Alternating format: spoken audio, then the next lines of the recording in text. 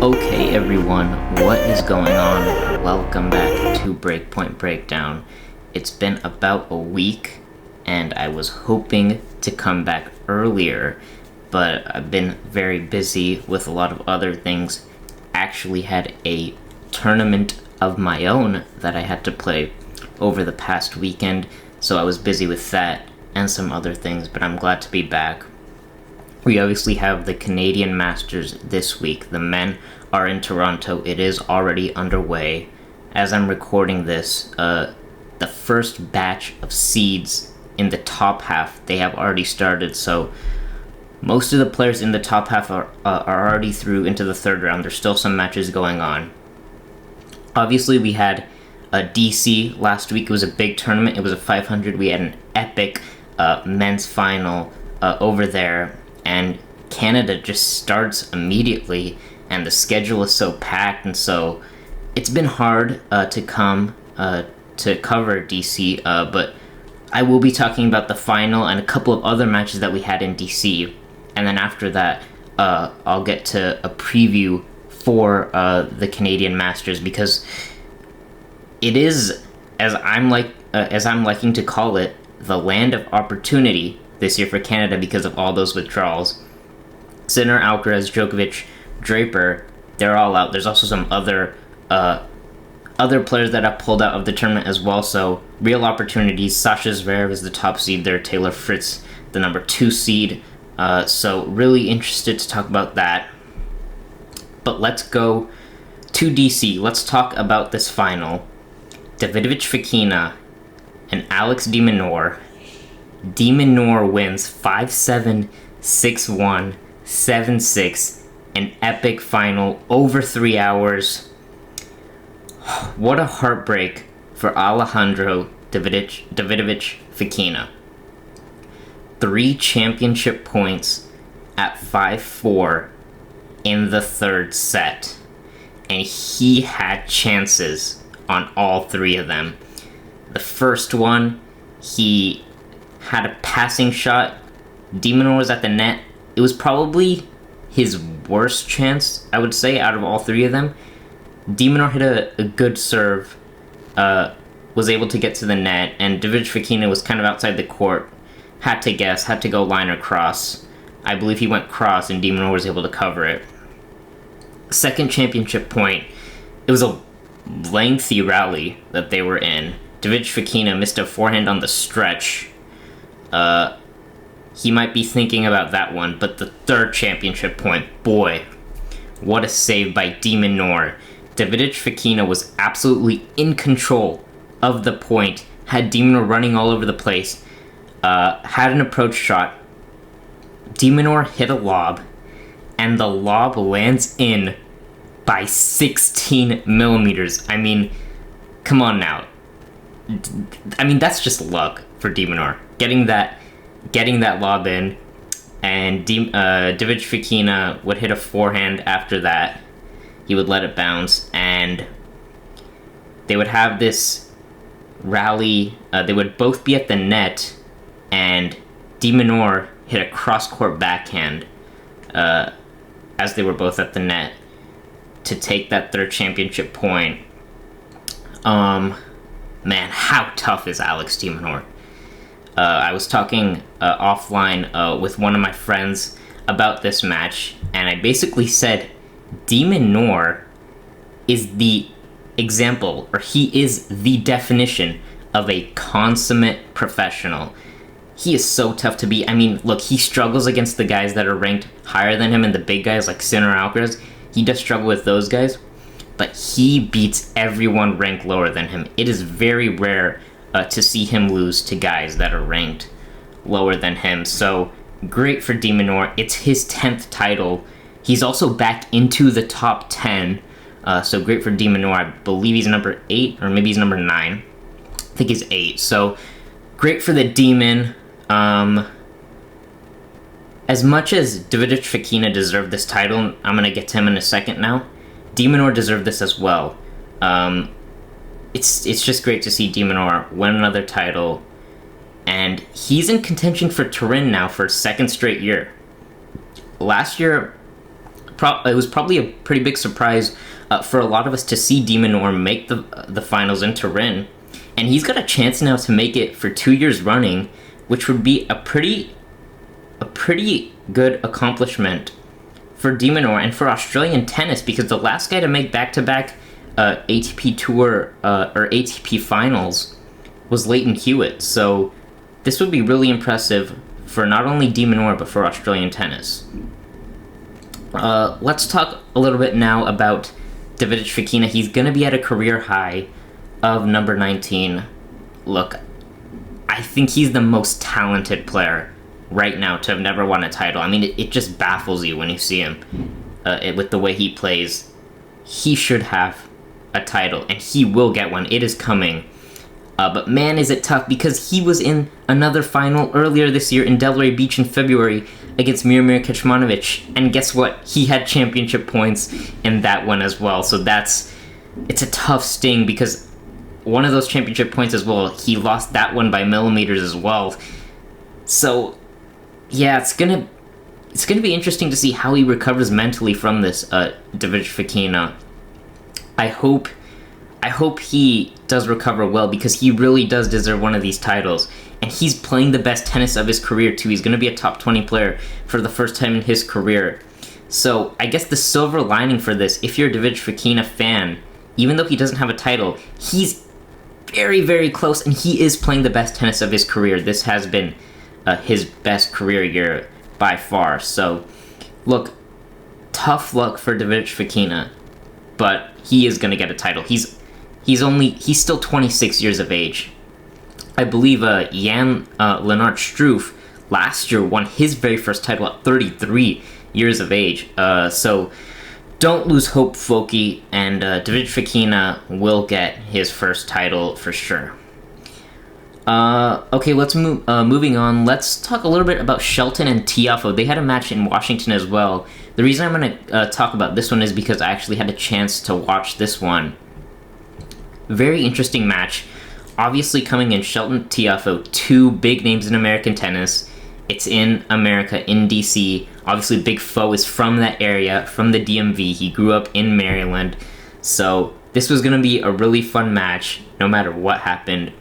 And it was a straight sets win for Ben Shelton, 7-6, 6-4. Tiafoe served for the opening set at 6-5, and Shelton broke back immediately. And I guess the key thing I took away from that match was Frances Tiafoe and how he was kind of trying to out-rally or out-solid Shelton. I was a bit perplexed by that, because personally, I think, and a lot of others as well I know as well, think Tiafoe is at his best when he's ripping returns and coming in and being the aggressor. That's when Tiafoe is at his best. That's what he was doing at the US Open in 22 and last year when he made the semifinals on both occasions there. But yeah, I mean, he was just trying to out-rally Shelton, not trying to do much, not trying to come to the net as much, not trying to be aggressive. And Shelton did a great job of utilizing his backhand slice. It looked good in that match, but also Shelton was the one that was able to be aggressive in that one. He was ripping forehands, ripping backhands. He was hitting return winners. Shelton was amazing in this match. So that was kind of the key thing I took away from that.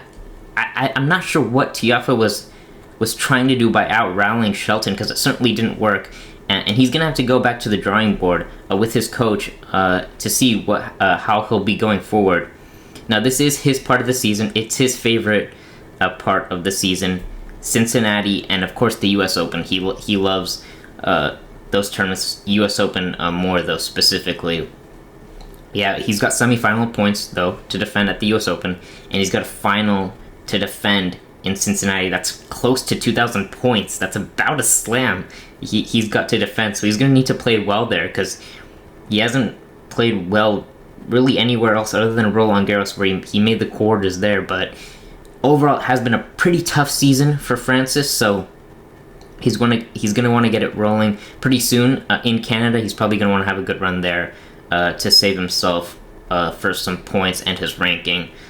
So that'll be interesting. Look, Davidovich Fokina, let's talk a little bit more about him. What a fantastic week it was for him. Took out Fritz and then took out Shelton. He beat Fritz at 2 a.m.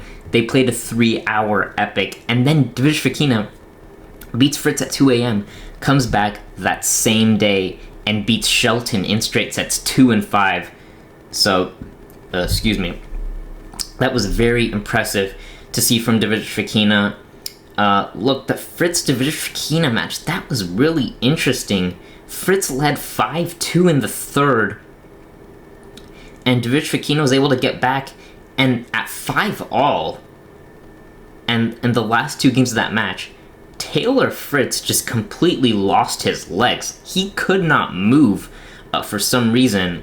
I don't know what happened there. Obviously, both guys were struggling at the end. Look, DC, it's very humid. It was a very humid day. That Friday that they played that match into Saturday morning, that was by far the hottest day of the tournament. It was north of 90 degrees, 50% humidity. Yeah, but anyway, very tough conditions that they had in DC, and Davidovich Fokina was struggling as well, but at the end, he was just able to get it done. He was the more fit player in that match, and he was able to get that done, so very impressive. Yeah, I mean, look, Fokina is playing the best tennis of his career, like I said earlier, so hopefully he can keep this going into Canada and through the US hardcore swing. Alright, that's all I've got for DC. Let's move on to Canada. The men are in Toronto this year. Let's preview this. Look, I did want to do a draw preview, kind of like what we do for the majors, where we go through the draw and you get to see our predictions from the first round to the last, but fortunately didn't have enough time to do that. I will tell you who I have, though. I have in the semifinals, I have Medvedev, Khachanov, Minaur, and Fritz. Look, I have Minaur winning the tournament. Now, I'll explain all my reasoning in a second. Yeah, as I mentioned earlier, there's so many withdrawals in Canada, and I'm calling Canada this year the land of opportunity, because I think anyone, honestly, could win this tournament. And, yeah, I have Minaur actually defeating Medvedev in the final Toronto, and we'll talk a little bit about Medvedev. Actually, let's talk about Medvedev right now, because he was in DC as well last week, and he had a quarterfinal against Corentin Moutet, and that's a match that he should have won, but he was struggling with the heat. But so too was Moutet. Moutet was cramping at the end of that match, and Medvedev completely double faulted his way to losing that match. He should have won that match. He won the first set pretty convincingly, 6-1. Moutet got himself back into it, and then there was about an hour's rain delay before the final game of the match because of lightning. They would come back and play one more game at 4-5 with Medvedev serving in the third. 3 double faults in that final game, and Moutet was able to get it done, and Medvedev had a complete meltdown after that. Understandably, I mean, most people would probably react the same way, threw his racket, throwing his bottles all over the ground, not happy with that. But look, Medvedev, even in Canada, doesn't have the easiest draw. And I'll go through his draw right now. I have it pulled up here. So, actually, as I'm recording this right now, he is playing Dalibor Servicina, who is a qualifier from Belgium, and he did take the opening set. Now, he does have Alexei Popyrin in the third round, and Popyrin is the defending champion. But Popyrin has not been in form recently, and I mean, I haven't really seen much from Popyrin, and I like Medvedev. These courts favor Medvedev for sure. That is a fact. It's very fast. It's low bouncing. That's exactly what Medvedev likes. He likes it quick, low bouncing, hard court. That's where he is at his best, and that's what we've got here in Canada. So I like him against Popyrin. And then he's got Holger Rune in the fourth round. But once again, I like Medvedev against Rune on fast outdoor hardcourt. Obviously, Rune beat Medvedev earlier this year in Indian Wells, but obviously Indian Wells much slower. And the truth is that Medvedev is just a much more proven commodity right now on quick outdoor hard courts than Holger Rune. Would I be surprised if Holger beats Daniil? No, I wouldn't. I could certainly see Rune beating Medvedev, but I trust Medvedev more on these courts, even though it's been tough to trust Daniil this year. I got Medvedev then playing Zverev in the quarterfinals. Now, they play 20 times, and the head-to-head is 13-7 Medvedev. And no matter when they play or what their rankings have been, it's felt like whenever they played the past couple of years, it's always been close. There have been battles, but Medvedev has always won those matches. He's found a way somehow to win those matches against Sasha Zverev. So I like Medvedev. Zverev's probably got a bit of a mental block by now as well against Medvedev, so that's going to be interesting. And then I have Khachanov versus Medvedev in the semifinals. For Khachanov, I think he has a good draw. Now, as I'm recording, he's actually already into the third round. He's got Emilio Nava next in the third round, which is a good draw. And then Casper Ruud, he's got Casper Ruud in the fourth round. That's who he's projected to play. Ruud is also already into the third round. And look, Casper is still coming back from injury. He played a clay court 250 after Wimbledon, lost in the quarterfinals there. It was pretty clear he was not match tough at all whatsoever. He's still coming back. Now he's on hard courts. Most players haven't played on hard courts since Miami in March. Casper is one of these guys, and I just trust Khachanov right now a little bit more on these quick outdoor hard courts. Khachanov is just so tough. I mean, he just grinds you down. And I like Khachanov against Ruud here. And then in the quarters, and then in the quarters for Khachanov, it's Musetti maybe, or Mahac. I mean, I feel like that section, the Musetti 8th of the section, I feel like that's a pretty open section. Musetti for me on hard court is still unproven. We're yet to see him really make a big splash on hard court. And then Mahac is very up and down, and he does get injured very frequently. If you watched our previous episodes, you'll know what we think about Mahac. So, yeah, I like Khachanov making the semis to play Daniil. And then, okay, so I have de Minaur in the semis as well. Now, obviously, de Minaur is in form, and I like him to get to the semis. But I am fascinated by who he could play in the third round. He's got Stefano Tsitsipas in the third round. Now, Tsitsipas is obviously in a bit of a rut right now. He's struggling. He just split with Ivan Isavic. He's going to be back with his father, so I'm interested to see what that dynamic is going to be. But Tsitsipas and de Minaur have played 12 times before, and the head-to-head is 11-1 in favor of Tsitsipas. So de Minaur in the past has struggled mightily with Tsitsipas, but they have not played for over a year. They haven't played since Rome of last year, and since then, de Minaur's career has gone up, Tsitsipas has gone down. So their career trajectories have changed dramatically since then. And de Minaur is going to be the favorite, I think, when we get to this matchup. I'm really fascinated, though, to see what's going to happen in that matchup. I hope we get it, because that's going to be really interesting to see. Right now I'm thinking 60-40 in favor of de Minaur, but that's an interesting matchup. And then Fritz. I like Fritz's draw as well. He played DC last week, as I mentioned. He struggled with the heat against Davidovich Fokina. Some seeds in his section that he has. He's got Diallo maybe in the third round, who in Canada, as a Canadian, could cause some trouble. But Taylor will have some confidence knowing that he beat him at Wimbledon. So I think he'll be fine there. He's got Fils or Lehechka in the fourth round, which both of those guys could be tough. But Fils is coming back from injury in this tournament. He hasn't played since Roland Garros. And Lehechka, Taylor's 3-0 against Lehechka, so I think he's figured out that matchup, so shouldn't be too concerned there.